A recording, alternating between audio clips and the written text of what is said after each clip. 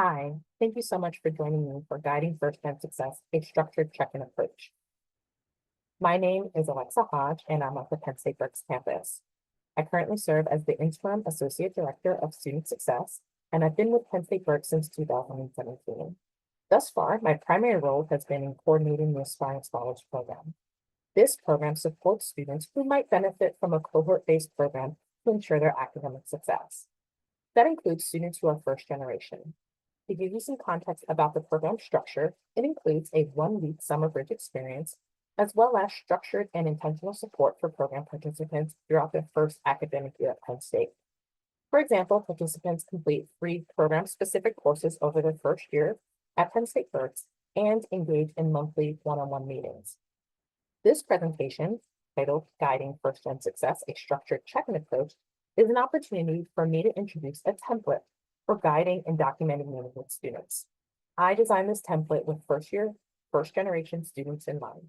My goal is to share this framework I created, which I believe can help support staff such as program coordinators and academic advisors to stay organized when meeting with students.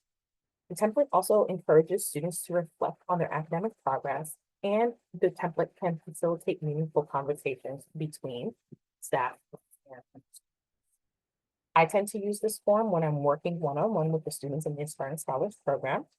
I also use this form when I'm working with students who request to work with me over an extended period of time. So for example, at the Berks campus, we have offered academic recovery programs, and I've served as an academic coach. And so I use this template document when serving with students as well. I like to start my document with the student's name and Penn State ID. This helps in the process of looking those students up in Penn State systems, which I'll get into. So a little bit more about the form. This form that I've created has 4 major parts.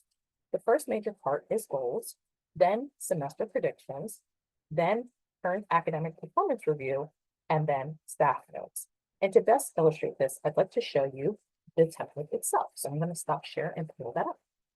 So here we see the form, and as I stated, it includes the student's name and PSU ID number. This is a blank template, just to illustrate what we include on the form. So as I said, there are 4 major components. We have the goals, semester prediction, current academic performance, and then staff notes. And I'd like to talk about each of them one by one. So the goals ask students to consider their 3 most important needs or desires in that given academic semester. And before I meet with the students, I ask them to provide those goals to me in advance in writing, and then I copy and paste or type in what those goals are. I'm also editing this document before I meet with the students to put the appropriate semester and year. I typically like to ask that the students have at least 1 academic goal, and then the other goals can be any goal that the student finds important to them. Oftentimes I see students creating financial goals, such as finding a job or saving money or securing something that requires them to have saved some money. So for example, buying a car. Sometimes I see wellness-related goals, like improving their sleep habits or getting more active.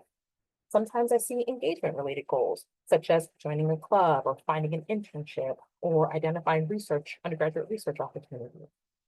In talking through the goals, I get a better sense of what matters most to the students. And it also gives me an opportunity to offer more targeted resources and opportunities to those students. What I like to reinforce to the students is that they are not graded and they are not judged on their goals. My role in having them outline these goals at the start of the semester is so that I can be an accountability partner for them. Every time we're meeting, we're looking at the goals. I'm reminding them, hey, how is this going? This thing that you said that you wanted to do for yourself in your own words. So that's the first part of the document. The next part of this is the semester prediction. So in here, before I've met with the students, I will go into LionPath and I will identify all the courses that they're presently enrolled in for the semester, the number of credits they're enrolled in. Then once we're meeting together, we are talking through how they hope to perform in those classes. I encourage students to think about the lowest grade they would accept for themselves in each course by the end of the semester. I like to do that because I tell students it's great to have kind of like that baseline. And if you meet or exceed that, then it's kind of like a pleasant surprise. I do have some students that need to kind of push themselves, so it's actually better for them to have higher expectations, so that they'll actually need it. But I kind of gauge that with the students and talk with them about what might be most important. I also like to talk with them about their credit load. A lot of times our first generation college students are managing multiple responsibilities. So they're not just students. Sometimes they are working part-time jobs. Sometimes they have responsibilities in the home. And so it's really important for me to take this opportunity as they're thinking about how they might perform in the semester to really talk about, okay, well, let's look at the credit load and what's realistic. Given the amount of time you should be spending in each of, studying for each of these classes, is this possible? Is this realistic? So once we have those predictions, what I like to do is I like to then jump into Lion Path. So I have Lion Path open here, and I'm just checking Zoom to make sure you can see it. You can. So what I do is I go into Lion Path. Now, I am a program coordinator for the Aspiring Scholars Program. I do have advisor access in Lion Path. So I go to the advisor home base, and then I look to the student. So here I am clicking view data for other students. And we're just going to use a generic option here. And I don't know if you know, but the good old Nittany Lion does have a Lion Path account. So what I like to do is I like to go into Lion Path and I can see this as an advisor view. But what I like to do, because I'm working with the students in real time, I like to switch to see what the student sees. When I'm in Lion Path with a student, I am with them present, going through their codes to make sure that there's nothing that they need to be worried about here, along with their to-do list and their communications. As we get to the second meeting of the semester, which is more towards the midpoint of the semester, I'm also looking at the enrollment dates with them. So both their enrollment appointment date and their shopping cart appointment date. When I go over this, I'm explaining to them that this shopping cart appointment date is when they can start kind of exploring classes. It's like online shopping, right? You say, I like this, I put it in my shopping cart. And then I remind them that in order for them to actually be enrolled in those classes, they have to complete that transaction, like when we're doing online shopping. And they can't do that until the enrollment appointment date. I also will point out at this time that they can use Starfish, this quick links here. The Penn State Berks academic advisors, the professional advisors, all have their availability listed in Starfish. Most of the students in my Aspiring Scholars Program are assigned to a BUS academic advisor. So this is an opportunity for me to point that out. So again, I'm in Lion Path, I'm checking these things. A lot of times our first generation college students don't know that they have to be worried about some of these things. Sometimes they know that they have to be worried about them. They know they have to be paying attention to them. They just don't know what they mean. And sometimes they're not so comfortable asking. So I like to kind of normalize it, let them know that I'm here to support them. So we check codes, we check to-do lists, we check communications. And in our second meeting, we look at enrollment dates, and we also check the final exam schedule. I let them know that at the Penn State Berks campus, if they have 3 or more exams on one day, they can reach out to their professors to get one of those exams moved. If they have 2 exams happening at the same time on the same day, they can reach out to their professor. So really trying to help them understand all these pieces of their academic account. So once I've done that, I get back onto task, which is to go to degree planning in progress, sorry. So I'm here in degree planning in progress because I want to show my students the GPA calculator. The GPA calculator is a tool that I like to introduce to the students very early on. And essentially what we do is we take the information from our semester prediction. I tell them this calculator is a calculator. It cares about numbers and letters, grades specifically.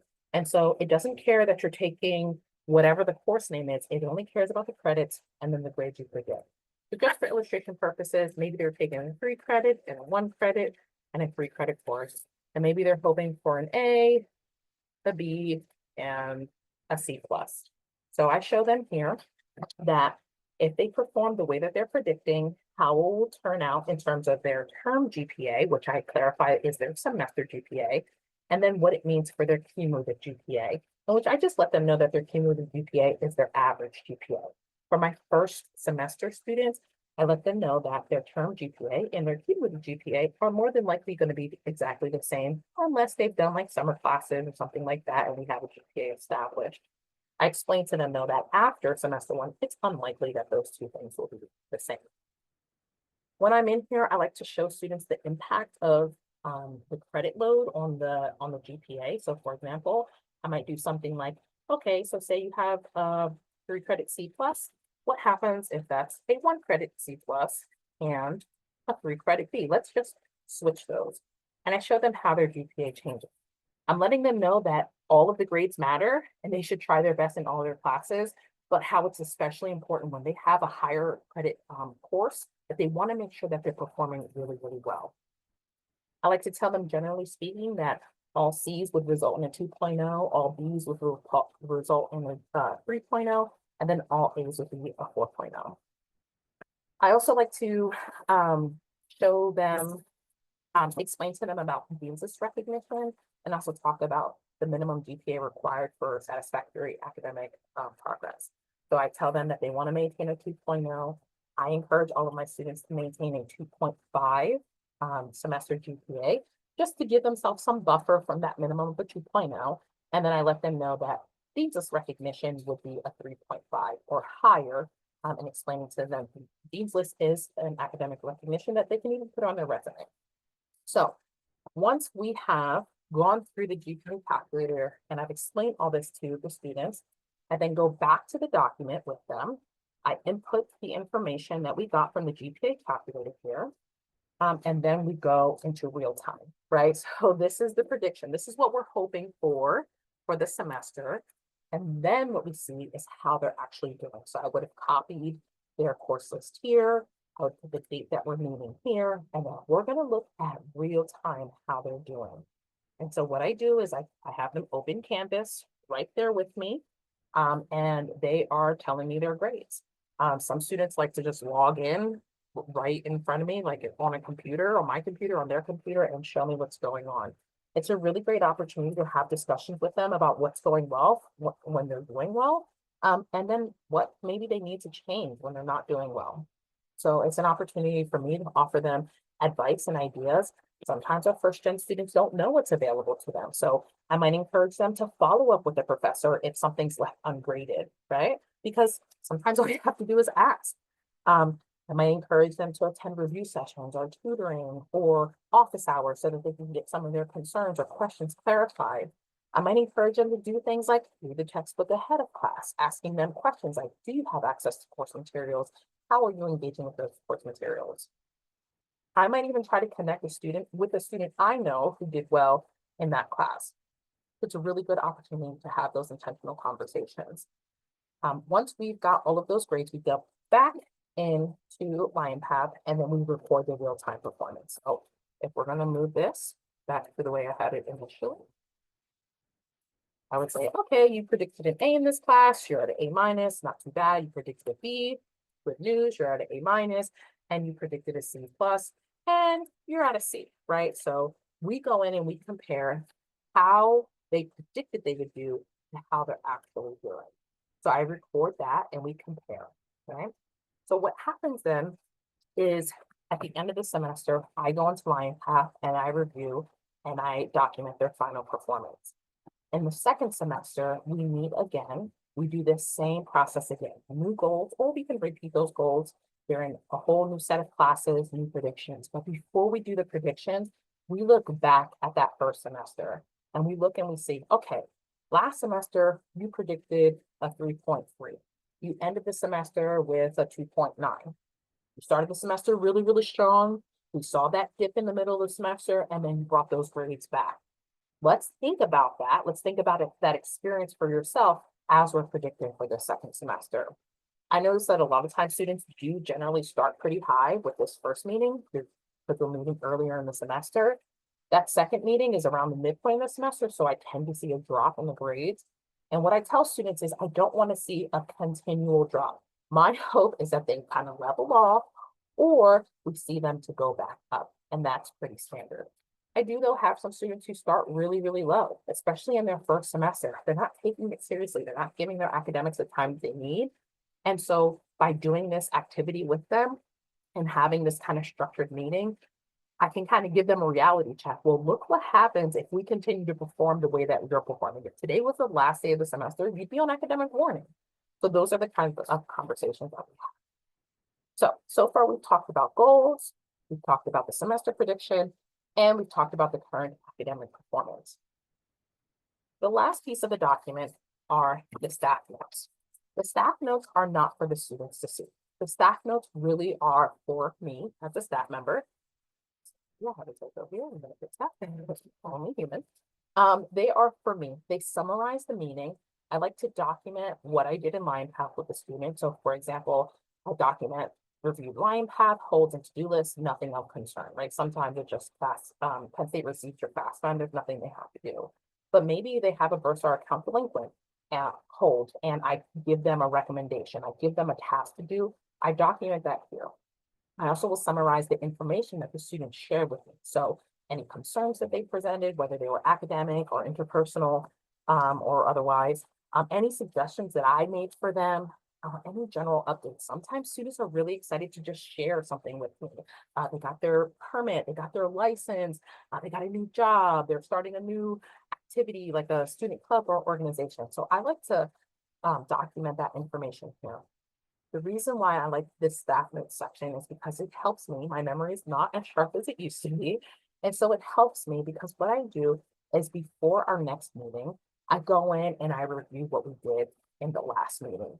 This is an opportunity to help me build rapport with the students because they feel like I really care about them, because I do, but I can't always remember everything that we've talked about.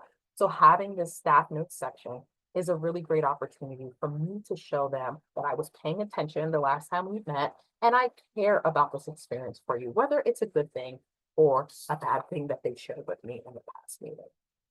What we have here again is the template document that I've created has those four major parts. The goals, again, the goals are an opportunity to understand what really matters to the students. We have the semester predictions, which really allows students to think about how they want to do in a given semester. We have the current academic performance review, which really gives us an opportunity to see in real time how things are going and to try to catch issues, academic issues, before they spiral. And then the staff notes, which is an opportunity really to build rapport with the student and make sure that we're having good documentation of what's happening with each student. So some other general considerations when it comes to this process is I like to work off of that main document. The students see it on my screen, they watch me type the information in, but I do not give them access to that document.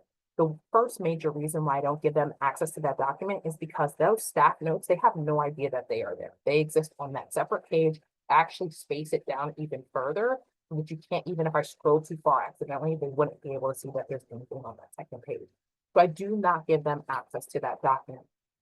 If the student wants the information, like the goals that they outline for themselves, or they want their semester GPA prediction because they want to make sure they're staying on track, I will send them a screenshot or I will type up a summary and I will send that to the students in an email. But I do not provide them access to the actual document. I like to store all of my files for those individual meetings with students in that template document. I create a new file for each student, and then I share all of them by cohort in a folder. So it is a private confidential folder that no one can access other than myself and teams, and they're all right there, and I have them by cohort. I like to use the staff notes to support rapport building, which I already stated. It's a really, really great way for me to make sure that I'm remembering and keeping at the top of mind the things that I recommended to students, the things that students were excited to share with me, any concerns that they're having. And then speaking of that, sometimes students will provide information that is really important for an advisor to know. The student might be deciding to transfer or to take a summer class or to late drop or withdraw. So it's really important for me as it's necessary to go into Starfish and provide those advising related updates.